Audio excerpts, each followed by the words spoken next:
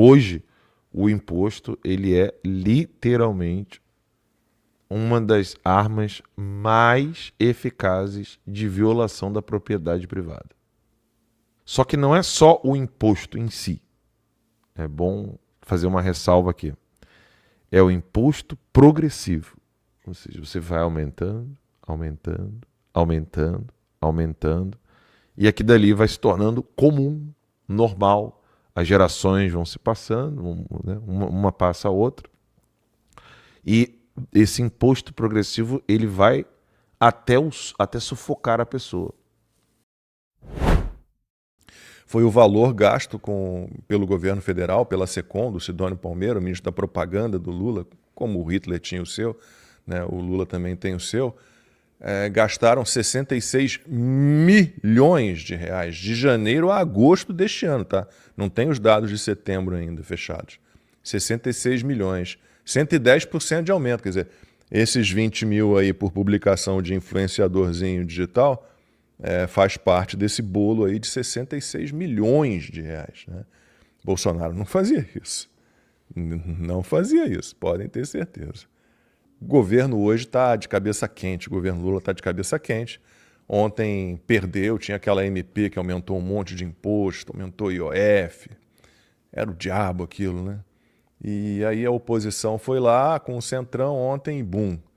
Deixou essa MP caducar, ela vencia ontem, né? Não votaram, e ela deixa de valer. Com isso, as contas do governo federal, que gasta, a conta fica comprometida. O governo deixa de contar com 17 bilhões de reais em arrecadações. A situação para o ano que vem fica complicada também, porque o Lula ele não quer saber de cortar gasto. Você vê alertas para o Lula cortar gastos de todos os lados. Eu não estou falando especificamente da oposição, de conservadores, mas os liberais todos dizendo, do jeito que está... Falei outro dia aqui do Armínio Fraga, né? Meio liberal, meio social-democrata, meio socialista, sei lá o que deu na cabeça dele, mas está dizendo, olha, a situação é muito, muito, muito delicada. E o Lula continua, alguém perguntou no chat, mas o Lula precisa de Ministério da Propaganda para quê? Para fazer propaganda enganosa, né? Para mentir. Por exemplo, ele já veio com essa historinha aqui, que essa derrubada da MP não é uma derrota imposta ao governo, mas ao povo brasileiro. É jogar contra o Brasil, porque a propaganda enganosa passa por isso. Estou aumentando impostos, mas de pessoas ricas, de grandes empresas, né? Como se essas pessoas não investissem em produção, não contribuíssem para o crescimento do país, para a economia do país, o que é ridículo. O que é ridículo no mundo globalizado. Vai taxar super rico, vai fazer o que tentaram fazer vários países da Europa, lá está cheio de exemplo, né? Vamos taxar os super ricos, vamos taxar super rico. Beleza, super rico pega o seu dinheirinho e vai para outro país, onde não taxam as fortunas. Porque parece que a pessoa tem um dinheirão lá e esse dinheiro não serve para nada. Para nada. Não, ele está sendo investido de alguma forma. Ele está movimentando a economia de alguma forma, né? E aí tem um balanço aqui que é impressionante. Outro dia eu falei de quantas medidas o Lula já implementou para aumento de imposto desde que ele assumiu esse terceiro mandato. Umas 9 ou 10. Né? Mas se você for contar tudo o que ele fez de aumento de alíquota, fim de isenção fiscal, de desoneração, porque o Zanin, inclusive, já está falando em rever lá, já levantando aquela ação contra a desoneração da folha de 17 setores que mais geram empregos no Brasil. O Lula simplesmente, olha esse balanço, ele adotou 27 medidas desde que ele assumiu, em 1º de janeiro de 2023, que provocaram aumento de imposto. 27. Altas em alíquotas de importação, mais taxas sobre petróleo cru, elevação de PIS, COFINS, IOF, revogou vários benefícios fiscais. Ele só pensa em arrecadar e gastar. Realmente, a arrecadação aumentou. Você tem os dados daqui, ó. Avanço da elevação de impostos desde 2023. Carga tributária do Brasil subiu de em relação ao PIB. 31,2% do PIB em 2022 para 32,3% em 2024, que é o último dado disponível. Quer dizer, de 2022 para o fim de 2022 para 2024, 1,1 ponto percentual de aumento da carga tributária em relação ao PIB, né? E a grande questão, Alan, é que as contas públicas nunca se acertam. Ah, beleza, tá arrecadando, tá tirando dinheiro de todo mundo, né? As pessoas estão com menos dinheiro para comprar, as empresas estão com menos dinheiro para investir, menos dinheiro para contratar, e as contas do governo não fecham, continua com déficit, porque o governo, se aumenta a arrecadação, aumenta em maior velocidade os seus gastos. É assim que nós estamos no momento. Então, o imposto, ele não é a mesma coisa que na história a gente consegue entender como imposto. Então, por exemplo, os tributos do Evangelho, né? Quando o Senhor tira ali a moeda da boca do peixe, aquela coisa toda, as pessoas pensam que imposto é a mesmíssima coisa. Então você tem ali o tributo de César, né? Do imperador romano, no Evangelho. Então as pessoas tendem a fazer a analogia como se fossem duas coisas idênticas, né? Só mudando os aspectos acidentais do tempo e da história. Não tem nada a ver com isso. Hoje, o imposto, ele é literalmente uma das armas mais eficazes de violação da propriedade privada. Mais eficazes. E quem diz isso não sou eu, o próprio Karl Marx, o próprio Lenin. Então, se você for até os autores marxistas, sobretudo o primeiro, né? Karl Marx, você vai ler lá que o imposto ele é a via mais eficiente para destruir e violar a propriedade privada. E aí, só que não é só o imposto em si. É bom fazer uma ressalva aqui. É o imposto progressivo. Ou seja, você vai aumentando, aumentando, aumentando, aumentando, e aqui dali vai se tornando comum, normal. As gerações vão se passando, né? uma passa a outra. E esse imposto progressivo ele vai até sufocar a pessoa. E para que você em casa possa entender, eu quero dar aqui cinco step backs, sabe? Vou voltar 5 casos aqui. Quando eu precisava trazer a minha esposa e minha família lá, eu fiz era para conseguir a cidadania italiana dela, né? Embora outros familiares dela já tinham conseguido, da mesma árvore, na cidadania você tem que conseguir os documentos, né? Então, você pode até se aproveitar de onde estão os documentos dos seus parentes. Então, vou dar um exemplo rápido aqui, bem prático, para o pessoal poder entender. Então, você tem um bisavô italiano. Aí você vai ter que conseguir ali certidão de nascimento, certidão de casamento, certidão de óbito. E esses 3 documentos aqui por parte da pessoa, e aí depois você tem que comprovar que a descendência daquela pessoa vem desse aqui. A ascendência, né? A ascendência. Não, a descendência dela vem dela. Ah, sim. Os descendentes são diretamente daquela pessoa. Isso. E aí você tem que pegar, então, o que seria, no caso aqui, o avô, que ele é filho desse teu bisavô. Então você tem que conseguir, de novo, certidão de nascimento, casamento, óbito. E aí faltava um documentozinho, né, que era do certidão de nascimento do bisavô, da Carol, e aí eu consegui achar, mexendo ali, futucando o Family Search, o Ancestry e o MyHeritage. E aí eu futuquei tanto esse troço que eu aprendi como fazer árvore genealógica.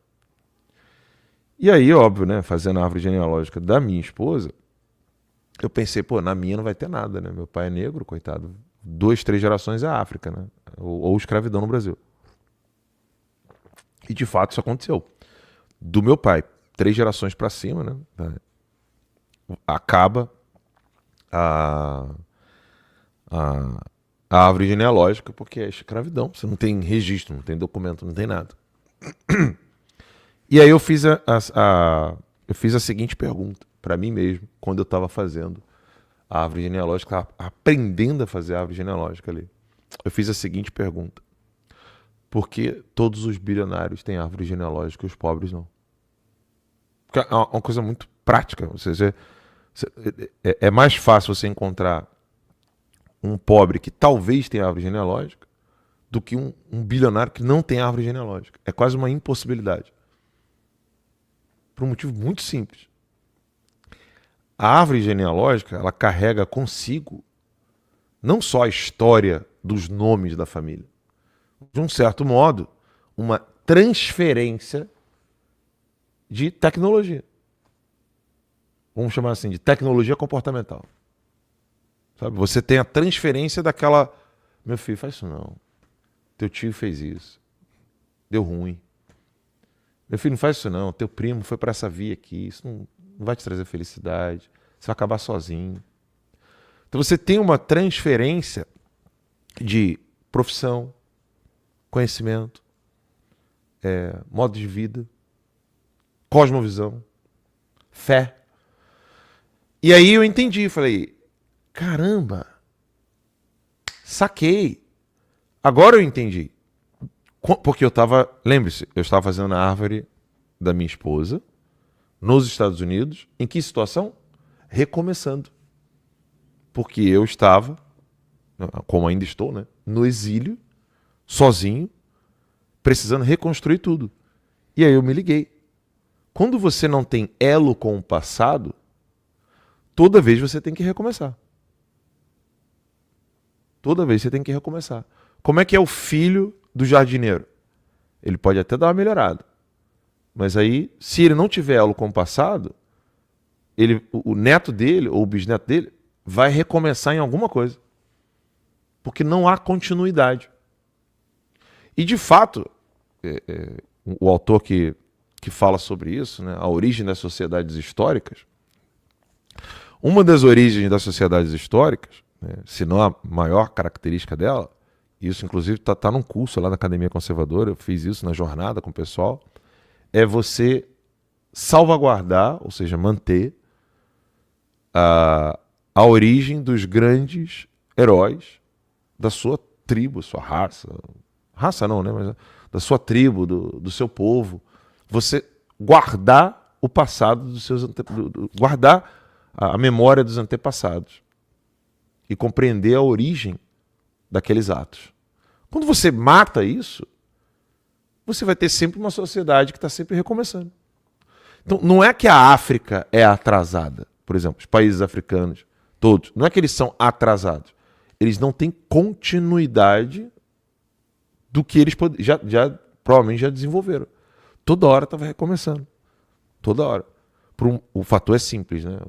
Os lugares onde não há comunicação de conhecimento é porque eles não têm desenvolvido a linguagem, né? Porque como é que você vai guardar algo? Só por linguagem. Então os egípcios guardaram por meio da linguagem. Eu sempre me enrolo para falar que eu trouxe. Hieróglifo. Como é? Hieróglifos. Hã? Hieróglifos. Né? Glifos. Então era isso que eu não... É isso?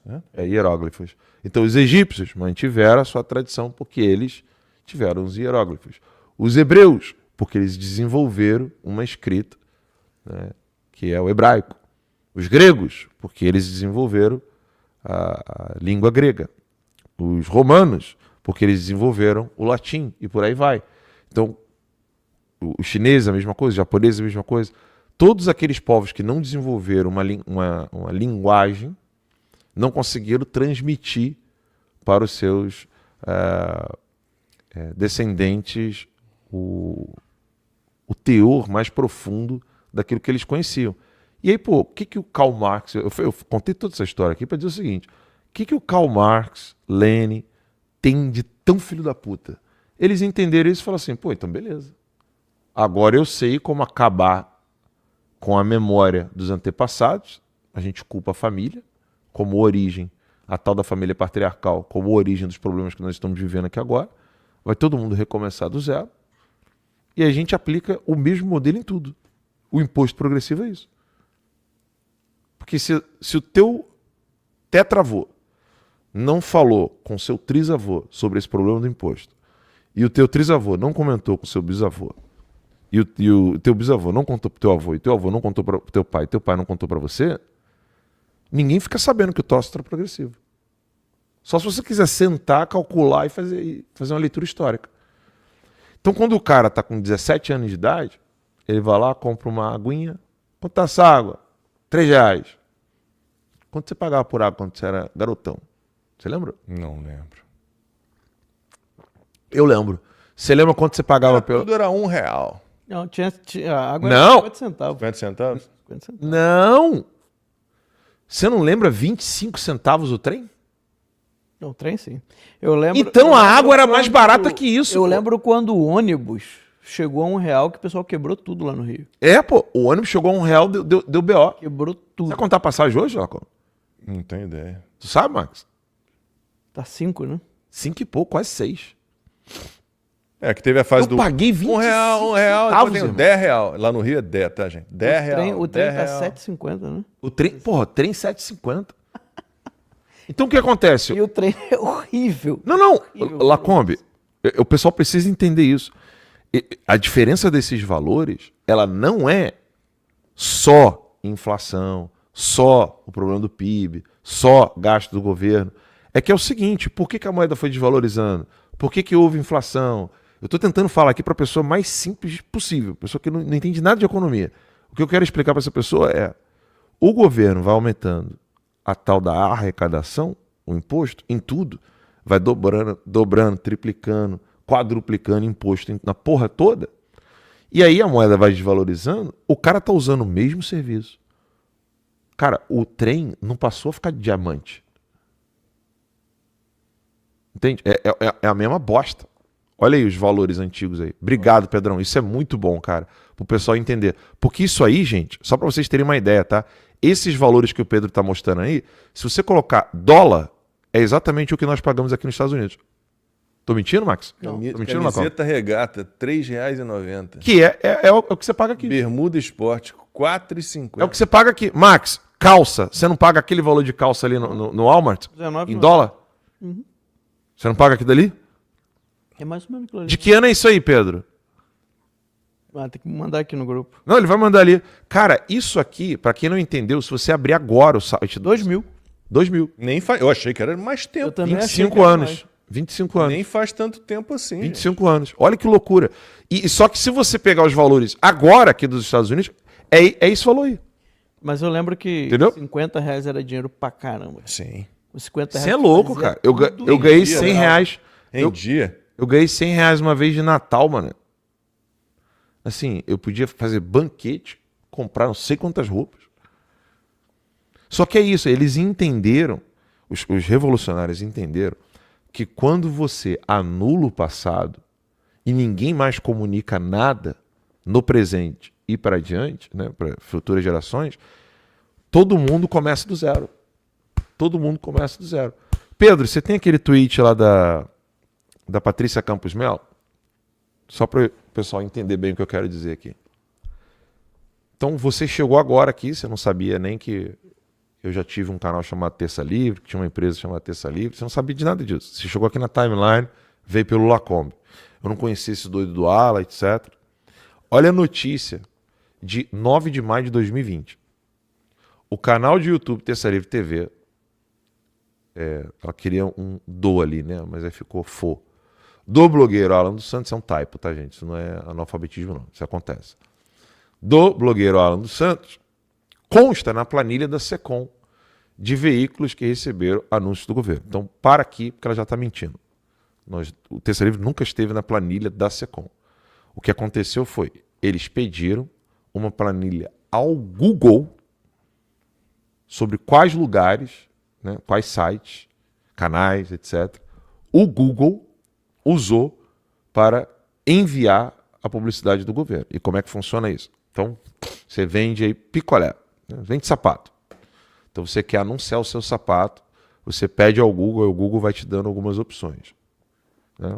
Você quer anunciar no Brasil, no mundo. No Brasil, você vai querer em qual estado? No estado, qual região? Aí depois vai ter os tópicos. Porque você não vai querer vender sapato, por exemplo, num canal de armas. Até que caberia num canal de armas. Mas você entende que você não mas vai... num canal de moda masculina, por exemplo. Uma coisa Isso. Você vai querer... comportamento masculino. Exato. Você vai ali colocar os filtros. O que o Google fez? Né? Colocou, a agência, na verdade, né? Não foi nem o Google, a agência que contratou o Google para poder colocar os anúncios do governo. Canais que falem de política. Porque, por exemplo, está nessa planilha o Brasil 247, o Terça Livre, o Antagonista, o Nando Moura. Todo mundo estava lá. Não é que falou assim, vamos procurar canais de direita. Não. Canais de esquerda receberam mais que o Terça Livre. Eu passei... Só para vocês entenderem, né? Rapidinho. Diga, pode falar. Porque eu passei por algo parecido. E foi o seguinte, eu era da Rede TV, apresentador da Rede TV, tinha a obrigação por contrato de fazer merchandising, tinha uma cláusula que me permitia recusar alguns merchandising, por exemplo, cinta emagrecedora, pó de pirlim-pim-pim, remedinho para unha encravada, pressão alta e diabetes, isso eu não fazia. Mas eu fui contratado, a Rede TV foi contratada e eu fui quem fez a ação de merchandising para duas campanhas do governo na época do Bolsonaro. Uma campanha de trânsito do Ministério da Justiça, né, para as pessoas dirigirem com mais cuidado, e uma campanha para o Ministério da Damares sobre crianças na internet. E aí, o que aconteceu? Saiu nos jornais. Lacombe recebe dinheiro do governo Bolsonaro para fazer campanha para 2 ministérios. Aí acusaram também, sei lá mais quem que estava no rololô aí.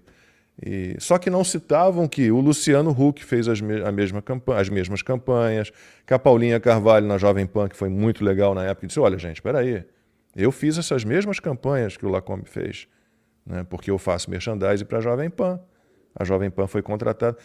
É inacreditável esse tipo de coisa. Os caras deturpam tudo para dizer que o Bolsonaro fazia o que o Lula faz hoje em dia. Desculpa, vai lá. Não, e aí a Patrícia Campos Melo, ela mentiu descaradamente. Isso aí deu origem à destruição da minha empresa, à perseguição à minha vida. Tudo isso começou com essa mentira aí. Ela, na verdade não foi ela, né? Foi o Felipe Moura Brasil, na Cruzoé, dizendo como é que era o blogueiro de crachá. E aí depois dele, ele fez amizadezinha com o Fux, que não é o ministro, né? É o Luiz Fux, que não é FUX, é FUCS, do Estadão, que hoje está reclamando do Lula e tal, mas foi o grande responsável por mentir, dizendo que existiria, então, o gabinete do ódio. Isso tem um dado por ele, né? E aí eles começaram com essa mentira. Então, ficou claro, só para eu poder avançar aqui nos comentários, vocês entenderam o lance da agência que contratou o Google para fazer anúncio? Se vocês falarem, não, Alan, tá claro para mim isso aí, pode passar, porque eu quero dar continuidade à explicação aqui. E aí, então a Secom contrata a agência de publicidade coloca o dinheiro no Google e vai lá e faz os anúncios. O pessoal disse que sim, tá tranquilo. Então, primeira mentira dessa vagabunda da Patrícia Campos Melo. Aí, na sequência, a CPMI das fake news,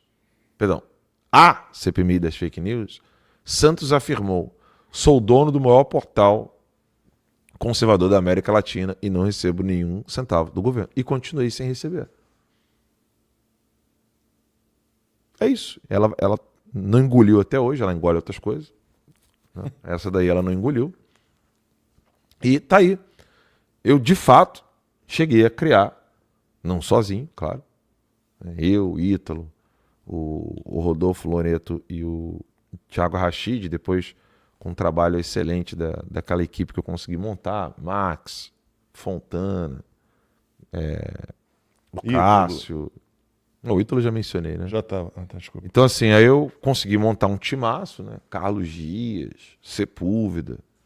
A gente lançou Paulo Figueiredo, Zoe Martins. O primeiro vídeo do Nicolas foi lá no Terça. A lista é enorme. Entendeu? A gente, de fato, criou sem um centavo do governo. Um dinheiro de assinante. E incomodou tanto. É que a timeline ainda não... Uma hora a timeline vai crescer mais ainda, vocês vão ver como essa galera vai ficar desesperada com a gente. Mas aí, beleza. Isso aqui... Mas muita gente que está nos seguindo aqui, por exemplo, não sabe desse episódio. Aí tu sabe quanto que o Google pagou ao Terça Livre? Sabe de cabeça? É R$4 de qualquer R$4,38. Foi o que a gente ganhou de publicidade. Que, você sabe que a pessoa que recebe, ela não tem como saber, né? Ah, isso é a época lá, a Camila Abdo botou aí. Bota a tela inteira pra gente poder ler. Né? Alan, jornalista, recebeu R$5 ou R$7 atrás do Google AdSense, onde ele não, onde ele não tem meios de controlar quais propagandas aparecem no vídeo. Seu pai recebeu 1,6 milhão da Odebrecht e você não faz matéria. Ah, Patrícia Campos Melo, né? É. Tem vários. As pessoas se Nesse ferram, tweet, cara. nesse tweet aí tem várias mensagens bem legais, assim, bem, que hoje vale a pena a gente relembrar. Mas o que eu quero dizer é o seguinte: quantos de vocês aqui sabiam desse episódio, por exemplo? Os que eram do Terça, beleza. Mas quantos aqui talvez não saibam disso? E pode parecer bobeira, mas a vida, né, vai passando, o sol nasce, se põe, a gente não vai mais lembrando das coisas que aconteceram. E se você não fala, você não tem como avisar e alertar o presente e o futuro. Isso é muito próprio da mentalidade revolucionária. O revolucionário, ele é mestre em querer dar trabalho para a vida dos outros e não cuidar da sua própria. Essa é a marca da mentalidade revolucionária. Ele enche o saco da vida dos outros e não gasta tempo consigo mesmo. E aí ele, querendo ficar no topo dessa tarefa, né, excepcional dele, de querer ficar fudendo a vida dos outros, ele quer isso, ele quer sempre apagar o passado para mudar o presente, prometendo um futuro que ninguém sabe como é. E isso está em muita gente, tá? Muita gente. A mentalidade revolucionária não é sinônimo de comunismo. A mentalidade revolucionária é algo que você tem que escapar toda a sua vida. Quem quiser entender mais sobre isso, está aqui o melhor livro que você pode ter a alegria de ler e entender como viver nos Jardim das Aflições e não ficar no Jardim de Epicuro. Esse aqui é o ensaio filosófico do professor Olavo de Carvalho. É o segundo livro de uma trilogia, né? Primeiro é o Imbecil Coletivo, segundo é esse aqui, e o terceiro é o... Esqueci o nome agora. São os 3 maiores livros, ele coloca como uma trilogia. Logo depois de Jardim das Aflições. Eu vou ficar devendo aqui o título, porque eu não quero fazer confusão entre o Dialética Simbólica. É o do Gramsci. Antônio Gramsci, a Revolução Cultural. Enfim, falei demais, ocupei o programa quase todo. O Pedro conseguiu uma outra, antes de passar para o Marcos, o Pedro conseguiu uma outra ilustração, só para mostrar a vocês o que é o poder corrosivo da inflação, qual o valor de cada uma das notas do real. Só lembrou aqui, a nova era Revolução Cultural. Em 2024, tá? Vamos lá. Do lançamento do real em 94 para 2024, então 20 anos, em apenas 20 anos. R$10 em 2024 valiam R$1,38. R$20, R$2,75. Aí a nota de R$50 que o Marx citou, que valia um dinheirão, em 2024 ela tinha como valor, corroída pela inflação, R$6,88. E a nota de R$100, né, que em 94 valia R$100, dinheiros, em 2024, R$13,75. Então, mas isso daí é o Isso em valor 30 nominal, anos. né? É o nominal. Isso é o valor nominal, ou seja, quase poder 10 de compra vezes é bem menos. É. Agora, se você olhar, todo mundo que Poder é da de minha compra. época vai lembrar. Você pegava uma barra de chocolate, acho que era 250 gramas, 200 gramas, era uma coisa assim. 200 gramas. Agora, 200 gramas. Agora está 90. 85. Não, poder de compra. Então, quer dizer, Absurdamente. não é 10 vezes menos. Tem coisa que é 20 vezes menos. Porque se você contar, né, porque a inflação, ela vê o preço, mas ela não vê a quantidade que produto. diminuiu do mesmo produto e manteve o mesmo preço, ou seja, o preço ficou mais caro. E ela também não vê a qualidade. Eu ia falar agora a qualidade, né? A qualidade do produto. Ou seja, se a qualidade caiu, o produto também ficou mais caro. Então isso não está contemplado aí. Aí você vê uma coisa de 900%, né? 10 vezes, quase 10 vezes mais caro. Só que você não vê essa outra questão, a tal da reduflação, ou seja, você diminui o tamanho, lá, a quantidade do produto, mantém o mesmo preço, isso não está contabilizado numa inflação nominal, e você também não vê a qualidade do produto que piorou. Isso também não está contabilizado, mas deveria estar contabilizado, porque, na verdade, a desvalorização é muito maior. Tá? O problema, eu comentei isso aqui ontem, é que o brasileiro se acostumou com as situações difíceis da economia. E aí ele faz malabarismo ali para tentar se virar. Né? Aqui nos Estados Unidos não tem isso. Quando a coisa começa a ficar cara, quando o americano começa a ter que cortar coisas nas compras dele de mês, nas compras de mercado, né? os groceries aqui que eles chamam, eles ficam revoltados, eles não aceitam isso. E esse foi um dos pontos que elegeu o Donald Trump.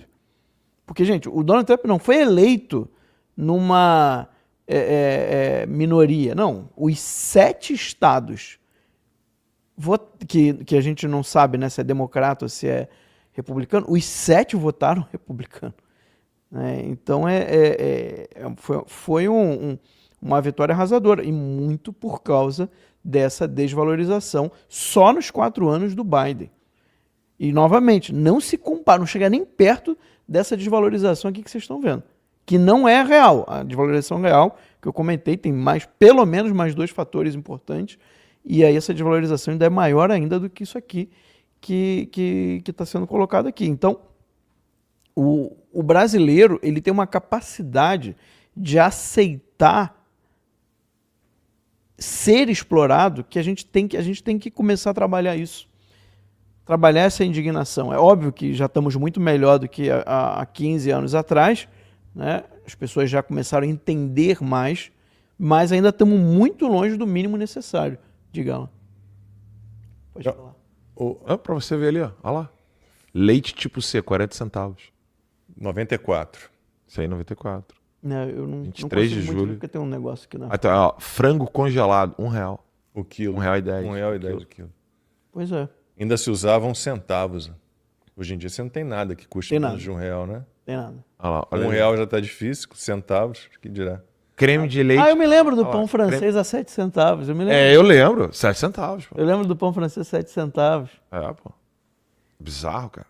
Com R$1 você comprava pão pra caramba. Era um sacão de pão com R$1. E sabe o que é incrível? Eu tô falando para vocês que eu vou dizer a vocês que, dependendo de como você encara, se você encarar humoristicamente, você consegue aguentar. Então, eu tenho tentado tomar café da manhã acompanhando, eu fico ali entre a CNN Brasil e a Globo News. Hoje eu fiquei mais tempo na Globo News, e aquele o Valdo Cruz, o que fala problema, não sei como é que ele fala, é um jeito estranho, ele estava dizendo que a oposição votou contra a MP, para a derrubada da MP, só para derrotar o governo.